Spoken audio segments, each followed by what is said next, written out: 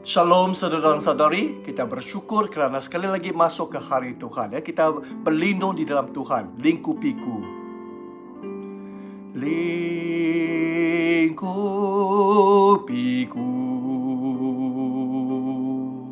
dengan sayapmu, naungiku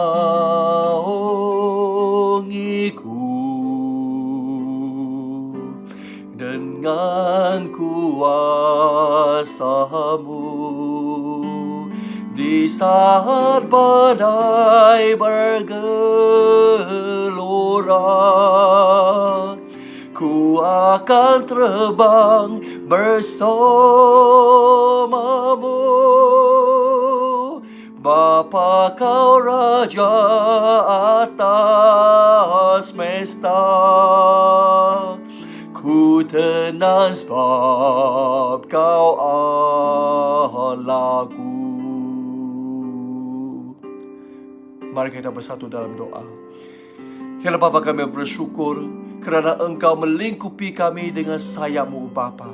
Walaupun ombak bergelora di saat badai, Bapa, Engkau tetap bertakhta, berkuasa, melindungiku, menaungiku, memberkatiku, Bapa.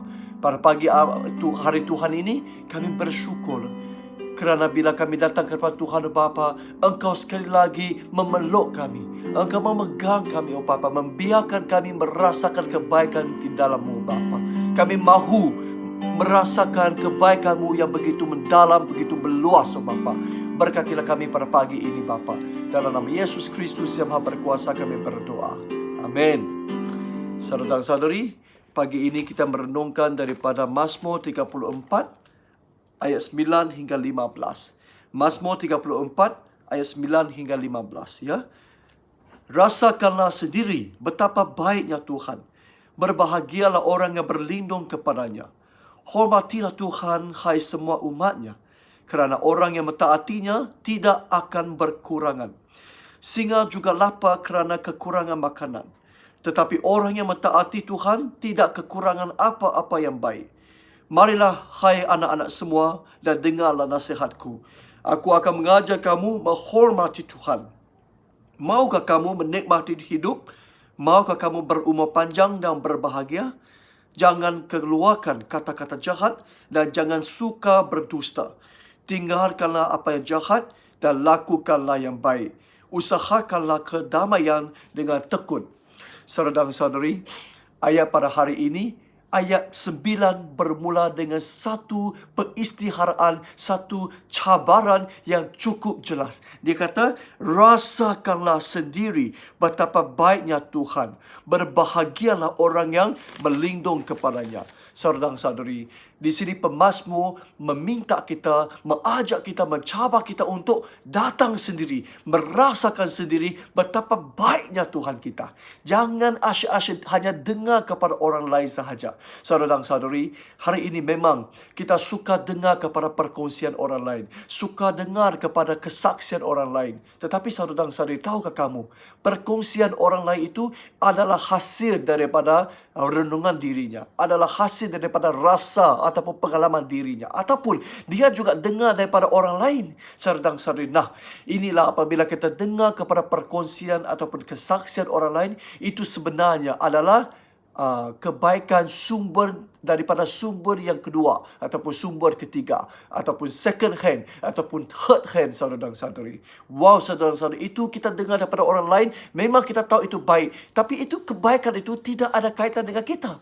Sama seperti kalau kita tahu, wow, dulu ada orang kata di Miri, saya asyik-asyik tanya, di mana ada beef noodle, ya, beef noodle ataupun mie lembu, ya, mie sapi. Di mana ada mie sapi? Orang kata, oh, Nancy ataupun Nancy Noodle House.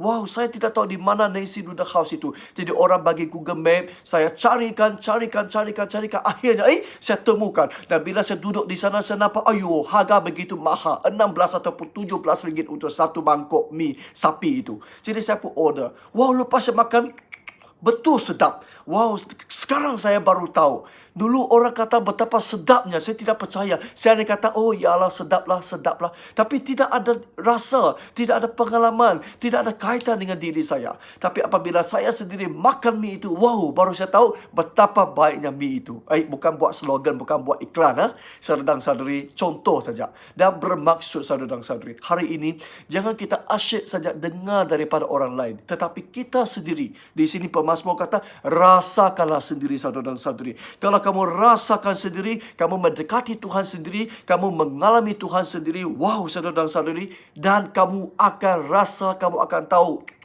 betapa baiknya Tuhan kita ini saudara dan saudari. Nah, saudara dan saudari, hari ini dia juga ingatkan kita bahawa berbahagialah orang yang berlindung kepadanya. Apa maksud berlindung? Saudara dan saudari, berlindung bermaksud kita memilih dia, kita pilih dia, kita ambil dia, kita peluk dia, saudara dan saudari. Itu bermaksud berlindung kepadanya. Kita mahukan dia, saudara dan saudari. Dan hari ini, jangan kita cuba memakai cara-cara ataupun jalan-jalan sendiri. Ya, manusia memang pandai sendiri, saudara dan saudari. Pandai-pandai belaka, ya.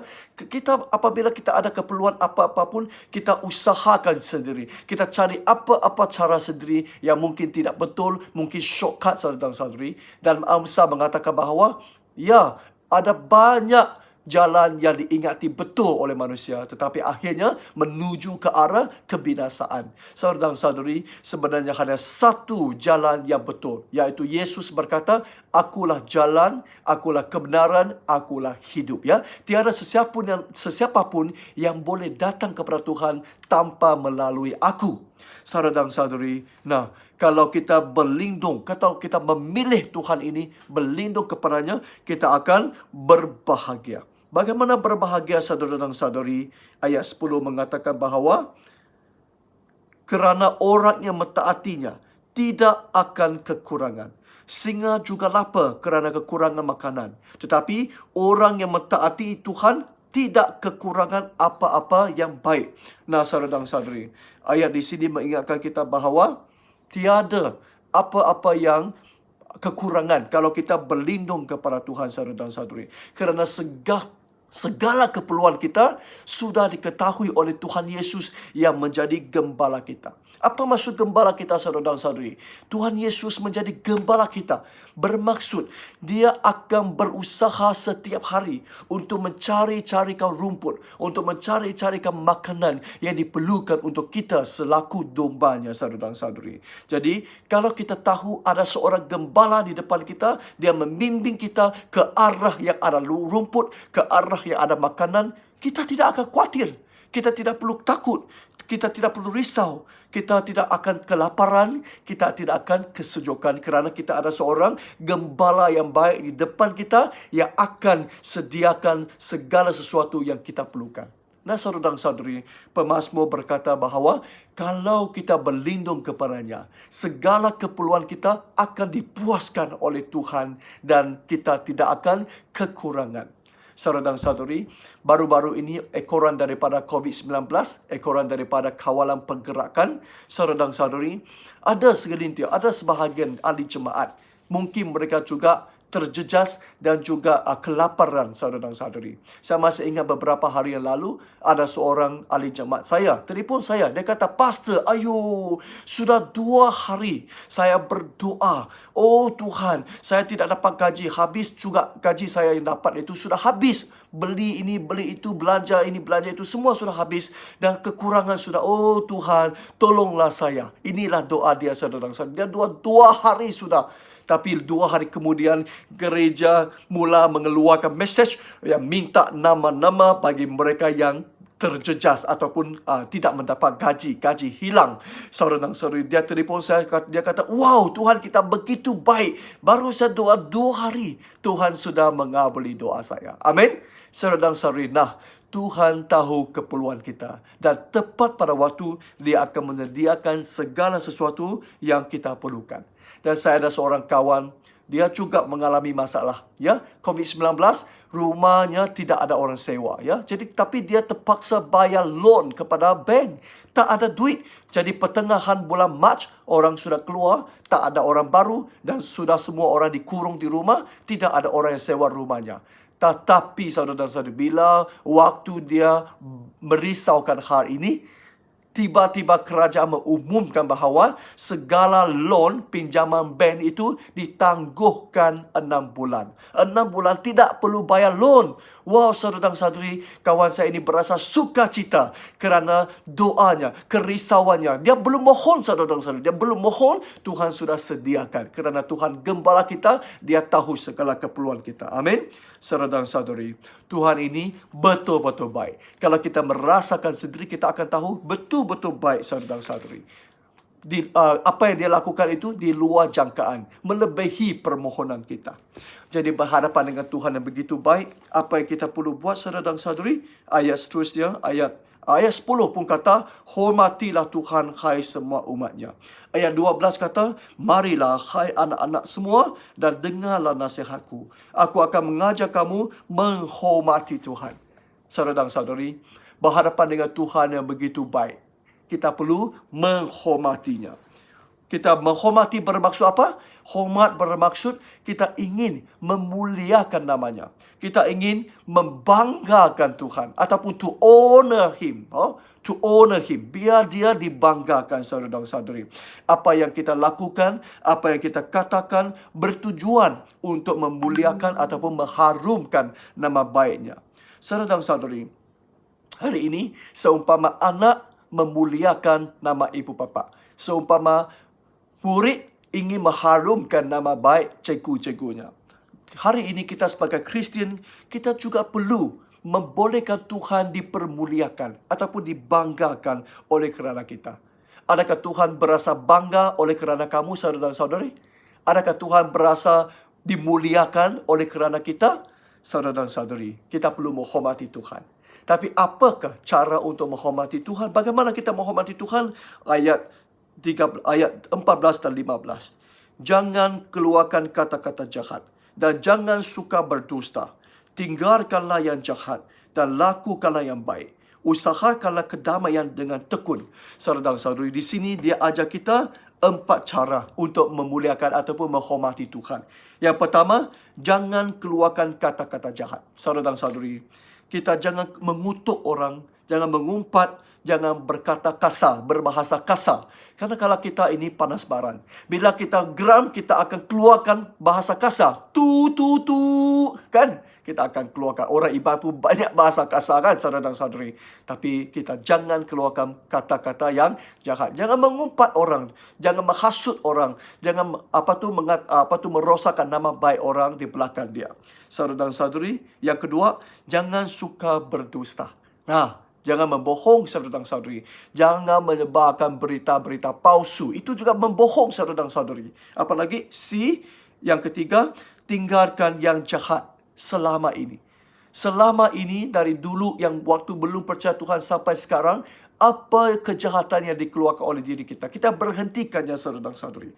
Apakah kejahatan kita selama ini? Mungkin berfikiran lucah. Mungkin ada hubungan di luar perkahwinan. Mungkin ada perhubungan seks sebelum perkahwinan. Tinggal bersama sebelum perkahwinan. Mengandung sebelum perkahwinan. Mungkin kita berjudi. Mungkin kita merokok. Kita ngirup, kita hisap, kita membeli nombor. Dan kita malas kerja. Ya, hari-hari tunggu orang bagi. Kita tidak mau kerja sendiri. Ataupun kita panas barat. Semua ini kejahatan kita perlu buangkan. Dan kita perlu lakukanlah yang baik. Saudara-saudari, apa maksud lakukanlah baik? Di sini dia kata, supaya usahakanlah kedamaian dengan tekun. Bila orang lain dibantu, kedamaian bermaksud kita melakukan yang terbaik untuk semua orang.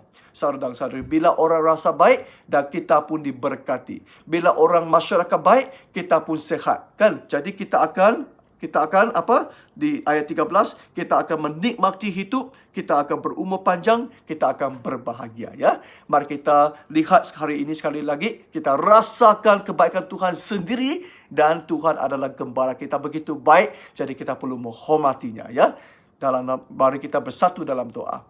Ya Bapa kami di syurga, kami bersyukur kerana alangkah baik, begitu banyak Engkau terhadap kami. Biarkanlah kami belajar untuk menghormati Tuhan. Buang apa yang kejahatan selama ini dan lakukanlah segala yang baik untuk memuliakan nama-Mu. Dalam nama Yesus Kristus kami berdoa. Amin. Tuhan berkati. Jangan lupa ikuti kebaktian pukul 11 pagi. Amin.